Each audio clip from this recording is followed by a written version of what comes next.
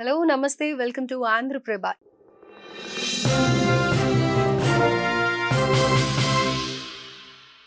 Let us get into the program. Hello, sir. Namaste. Right sir. అయితే మేజర్గా diet అని కానీ లేకపోతే రెగ్యులర్ లైఫ్ స్టైల్లో వాటర్ కన్సంప్షన్ అనేది ఎక్కువ ఉండాలి, నియర్లీ 3 to 4 లీటర్స్ అయితే ఉండాలి అని అంటారు. దాంట్లో మేజర్గా మీరు తీసుకొచ్చిన డిఫరెన్స్ ఏంటి అంటే కనుక ఆల్కలైన్ వాటర్ అని చెప్పేసి ఎక్కువగా ప్రమోట్ చేస్తూ ఉంటారు, దాని గురించి అవగాహన కల్పిస్తూ ఉంటారు. సో ఆల్కలైన్ వాటర్ ఏ విధంగా చేసుకోవాలి, నిత్య జీవితంలో ప్రతిరోజు కూడా తాగొచ్చా? ఇప్పుడు ఈ అనంతకోటి జీవరాశులు మనిషి ఒక జీవరాశి అంతే కదా, మిగతా జీవరాశులన్నీ ఆల్కలైన్ వాటర్ తాగుతాయి. అమెజాన్ ఫారెస్ట్ ఉండే జింకలు, కుందేళ్ళు, పులులు, సింహాలన్నీ ఆల్కలైన్ వాటర్ తాగుతాయి. ఎట్లా వస్తుంది ఆల్కలైన్ వాటరు? హుస్సేన్ సాగర్లో మనం 1 కిలోమీటర్ ఉండగానే కంపు కొడుతుందా, ఒక రకమైన స్మెల్ వస్తుంది కదా. సో అది కలిసి ఉంటాయి. సో దాన్ని కూడా సూర్య భగవానుడు అట్లా వేసి వేడి అట్లా పెట్టి పైకి తీసుకుపోయి H2O ఓన్లీ వాటర్ వేపర్ పైకి తీసుకుపోయి ఇక్కడ నుంచి బెంగళూరు నుంచి మెడ్రాస్కో మేఘ సందేశంలో పంపించి మంచిగా వాటర్ని మీ ఇంటి మీద మీ కులము మతము చూడకుండా వర్షం పడతా ఉంది. ఎంత పడతా ఉంది? రాయలసీమలో 600 నుంచి 700, మీకు 800, 800, గోదావరి జిల్లాలో 800 to 1000 పడతా ఉంది, మిల్లీమీటర్స్ రెయిన్ఫాల్ ప్రతి ఇయర్ పడతా ఉంది. అది ఒకేసారి పడిపోయి లేకపోతే రాయలసీమలో మనకు పంటలు పోతాయి, కంటిన్యూగా పడాలా పడవు అట్లా, అది వేరే సంగతి. బట్ పడేది పడతా ఉంది. ఆ నీళ్ళు ఏంటి? Pure water. మీరు ఆర్ఓలో ఏమైతే చేస్తుందో విత్ ప్లాస్టిక్ మెంబ్రేన్ దూర్చి మీరు ఆర్ఓ చేస్తూ ఉండరు, అది నేచర్ చేసి మీ డాబా మీద ఇస్తూ ఉంది. 1 స్క్వేర్ ఫీట్కి, నేను సివిల్ ఇంజనీరింగ్ బేసికలీ, నాకు చిన్న లెక్కే అది, ఇంజనీరింగ్ ఏం అవసరం లే. 1 స్క్వేర్ ఫీట్కి మీకు రాయలసీమలో 60 నుంచి 70 లీటర్లు, ఇక్కడ 80 లీటర్లు, గోదావరి జిల్లాలో 100 లీటర్లు. 1 స్క్వేర్ ఫీట్కి గవర్నమెంట్ ఇల్లు అనుకుందాం, గవర్నమెంట్ ఇల్లు కట్టించి 20 అడుగులకు 20 అడుగులు, 400 స్క్వేర్ ఫీట్ ఇంటూ రాయలసీమలో 60 24,000 లీటర్లు వస్తూ ఉన్నాయి. నువ్వు first rain, second rain, third rain ఇసిపెట్టాయి, డస్ట్ ఉంటుంది, కాకులు గలీజ్ చేసి ఉంటాయి, ఇసిపెట్టాయి. నీకు కావాల్సింది 20,000 లీటర్, నీకు కావాల్సింది సంవత్సరానికి 350 రోజులు ఇంటూ 20 లీటర్లు పర్ డే అనుకుంటే 35 రైళ్ళు 7,000 లీటర్లు కావాలి సంవత్సరం అంతా కుకింగ్ అండ్ డ్రింకింగ్కి. నీకు ఎన్ని వస్తున్నాయి? ఒక రూమ్ మీద 20,000 లీటర్లు వస్తున్నాయి. ఇది లెక్కే, ఇది దీంట్లో కాంట్రవర్సీనే లేదు, ఎవరు వెరిఫై కూడా చేసుకోనక్క, నేను చెప్పింది ఫ్యాక్ట్. సో 20,000 లీటర్లో నీకు బై 20 వేస్తే 1000 డేస్కి వస్తూ ఉంది ఒక సంవత్సరానికి, ఒక రూమ్ మీద నుంచి. ఆ నీళ్ళన్నీ మనము డ్రైనేజ్కి ఇసి పెడతా ఉన్నామా? మళ్ళీ డ్రైనేజ్ కలిపేసిన నీళ్ళని నదిలోకి వేసి పెట్టి నది నీళ్ళని తీసుకొచ్చి మళ్ళీ ఆర్ఓ మిషన్కి వేసి, ఎవరో సినిమా యాక్టర్ అచ్చా హే అని ఏదో బ్రాండ్ చెప్తుంది, దానికి వేసి ఆ నీళ్ళని సగం వేస్ట్ చేసి మళ్ళా ప్లాస్టిక్ మెంబ్రెయిన్లో పంపించి ఆ ప్లాస్టిక్ నానో పార్టికల్స్ అన్ని పెట్టి మళ్ళీ 3 నెలలకు ఒకసారి మెంబ్రెయిన్స్ మార్చి ఇంత కరెంట్ ఏంది. సో మీరు డాబా మీద పడే నీళ్ళని ఒక 5,000 లీటర్లని first rain, second rain, third rain అన్ని వాడేదానికి పెట్టుకోండి. 2 తొట్లు కట్టుకోండి ఇంట్లో, ఒకటి వాడే నీళ్ళు, ఇంకోటి తాగే నీళ్ళ తొట్టి. సో తాగే నీళ్ళ తొట్టికి క్లీన్గా ఉండేటప్పుడు తిప్పుదాం వాళ్ళు పెట్టి, స్టెయిన్లెస్ స్టీల్ పైపులు. వాడే నీళ్ళకి ప్లాస్టిక్ పైపులు దానికి పోనీ, లేదా అదే పైపు నుంచి సపరేట్ చేసుకోండి. వాడే నీళ్ళకి ఎక్కడే పర్వాలేదు, కొంచెం గలీజునే పర్వాలేదు. సో తాగే నీళ్ళ తొట్లు ఏంటి? జిగ్జాగ్గా కర్ర బొగ్గుల్లో వేయండి నీళ్ళు ఫస్ట్, తర్వాత ఇటుకలు, తర్వాత సునపరాళ్ళు, ఇసుక, వీటిలంతా ఫిల్టరేషన్ అయ్యి జిగ్జాగ్గా పోయేటగా పెట్టండి. మళ్ళీ అండర్ గ్రౌండ్లో స్టోర్ చేసుకోండి. 5,000 లీటర్లు చేసుకోండి చిన్న ఒక ట్రాక్టర్లో కూడా అంతా. 250 రోజులకి 20 లీటర్ల లెక్కన మీరు కుకింగ్ అండ్ డ్రింకింగ్కి బెస్ట్ వాటర్ తాగొచ్చు లైఫ్ లాంగ్. ఇంకా అదే ఇన్వెస్ట్మెంట్ ఎంత అవుతుంది? 50 నుంచి 60,000 అవుతుంది. స్టెయిన్లెస్ స్టీల్ పైపులు వేసుకుంటే 50, నార్మల్ పీవీసీ పైపులు వేసుకుంటే దాని ప్లాస్టిక్ ఉంటుంది కదా, ఎండకి ఎండి మళ్ళీ ప్లాస్టిక్ వస్తుందని స్టెయిన్లెస్ స్టీల్ పైపులు చెప్తా ఉన్నా. అదే లైఫ్ లాంగ్ సార్ 50,000 అంటారు. 50,000 ఇక్కడ చూసుకుంటే హెల్త్ ఇష్యూస్ వస్తే ఒక్కసారి హాస్పిటల్కి వెళ్ళామంటే అయిపోతాయి 50,000. మళ్ళా పోతానే ఉండాలా, జరగాలి చెల్లి పెళ్లి మళ్ళీ అని ఏదో సినిమాలో డైలాగ్ ఉంది. హాస్పిటల్కి ఒకసారి పోతే పోతానే ఉండాల్సిందే. మీరు హెల్త్ ఇంప్రూవ్ చేసుకోకుండా హాస్పిటల్ ఏం ట్రీట్ చేస్తుంది? ఒకసారి ట్రీట్ చేస్తాం మళ్ళీ వస్తుంది, because you are weak. So ఎప్పుడైతే దీన్ని మినరలైజ్ చేస్తున్నామో ఇటుకల్లో పంపించి, ఎందుకు ఇటుకలు? మట్టే మినరల్స్ కదా. సో అడవిలో ఆకులు అన్నీ ఉంటాయి, ప్రతి విలేజ్ చుట్టూ అడవులు ఉంటాయి. అమెజాన్ ఫారెస్ట్ అయితే సరే, అంత ఆకులు, కాయలు, పూలు అన్నీ రాలిపోతాయి, అవన్నీ మట్టి అయిపోతాయి. మనం చచ్చిపోతాము, లోపల వేస్తారు మట్టి, ఎముకలన్నీ కాల్షియం కదా, మట్టి మట్టి మట్టి మట్టి అన్ని మట్టిలో కలిసిపోతాము. మనం కాల్చేస్తే అది కూడా మినరల్సే, మనం కాల్చే బూడిది కూడా మట్టే. సో మట్టిలో ఫ్లో అయిన నీళ్ళల్లో మినరల్స్ ఉంటాయి, అంతే కదా, వెరీ సింపుల్. సో ఎర్రగా వచ్చే నీళ్ళలో మినరల్స్ ఉంటాయి. ఆ ఎర్రగా వచ్చే నీళ్ళు కొన్ని రోజుల తర్వాత తెల్లగా చెరువులోకి పోయి నిలుస్తాయి కదా, ఫస్ట్ ఇయర్ మరి చిన్నగా సెటిల్ అయిపోయి బాగా ఫ్రెష్గా ఉంటాయి. So dissolved salts dissolved minerals అన్నీ కరిగిపోయిన లవణాలన్నీ నీళ్ళలో ఉంటాయి. కరిగిపోయిన లవణాలన్నీ పైన మెత్తగా ఉంటాయి కదా, ఆకు పార్ట్స్ అన్నీ పైన తేలుతాయి. దాన్ని ఒండ్రు మట్టిని మనం చెరువుల నుంచి తీసి చెరువులు ఎండిపోతానే పైన అంతా తీసి స్క్రాప్ చేసి పొలాలకు వేస్తాం. డీసిల్టింగ్ అయితే అదే పొలాలకి అడవుల్లో నుంచి వచ్చిన ఆర్గానిక్ మ్యాటర్ అంతా వచ్చి సూపర్ కదా.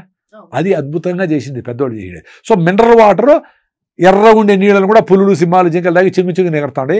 మనము క్లీన్ వాటర్ అని తాగి క్లీన్ బోల్డ్ అవుతాము. ఇంకా డబ్బులు ఉండే వాళ్ళ కోసం అని చెప్పి బ్లాక్ వాటరు, ఈ water, Himalayan water, flavoured water, ఇంకోటి వాటరు, విరాట్ కోహ్లీ తాగే వాటరు, 1000 రూపాయలు.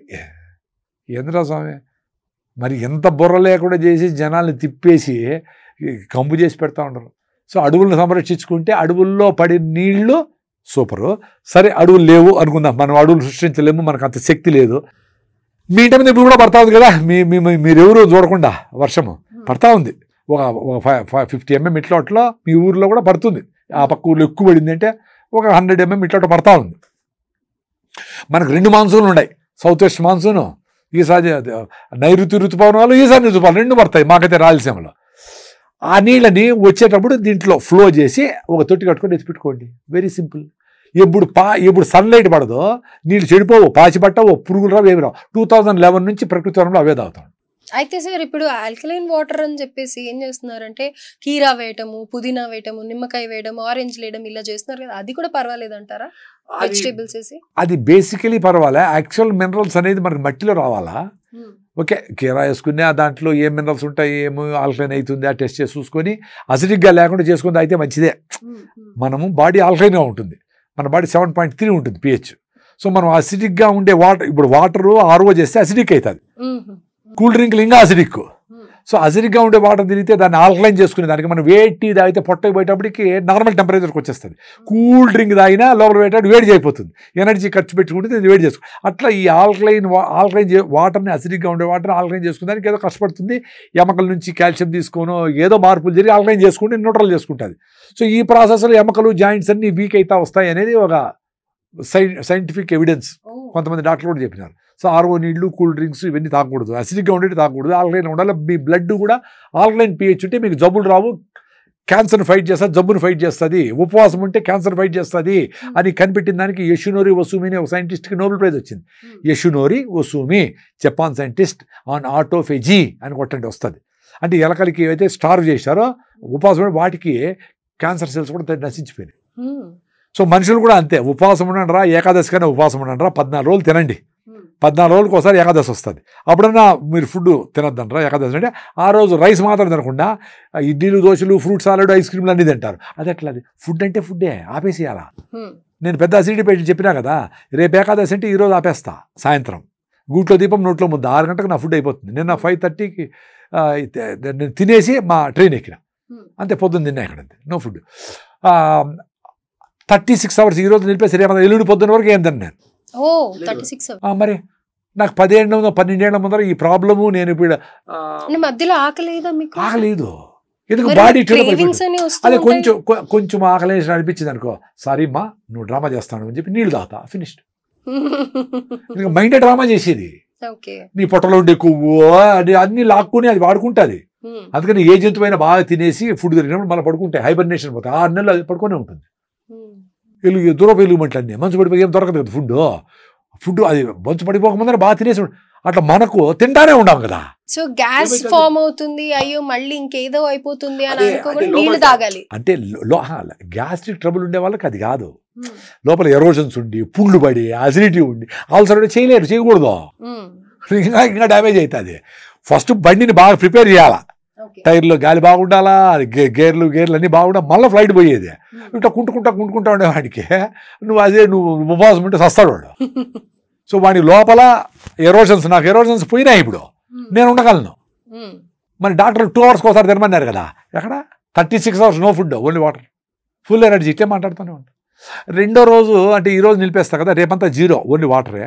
వాటర్ గురించి చెప్తా, ఇంకా మీకు కంప్లీట్ చేయలేదు, వాటర్ ఎంత తాగలేమనేది అని చెప్తా.